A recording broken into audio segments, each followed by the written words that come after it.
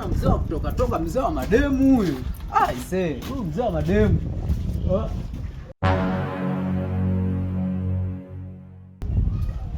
Mwanangu usiongee. Vipi tena mwanangu? Mwanangu kichwa changu leo kimevurugwa. Kichwa unavyokijua.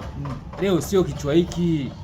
Sasa unaongea kichwa gani? Mbona unaongea sasa unasema kichwa gani? Alikuwemo ndani mwanangu ameacha chupi afu yeye kapita hivi. Mwanangu nakwambia kichwa changu leo kilichofanya leo.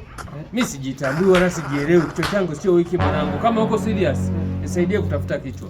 Wewe umeanza hizo bange. Mwanangu nisaidie kujua mwanangu. Hivyo nishakwambiaga lakini kiongea unanisikiliza, nisaidie kutafuta kichwa mwanangu.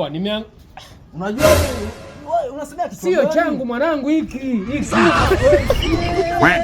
Njoo nikwambie. Kichwa amekimbia niache kitu ndani. Nakwambia kichwa hiki sio changu. Mimi nakujuaga mzee. Nielewe, sizungumzii hiki kichwa changu. Kimevurugika, hiki sio chenyewe. Mimi ni wakisha hiki. Angalia. Hiki sio cha kwangu, wewe mwenyewe unanijuaga. Ni wa mtu kukimbia kaacha kitu kweli mwanangu. Wewe mshenzi. Sasa mimi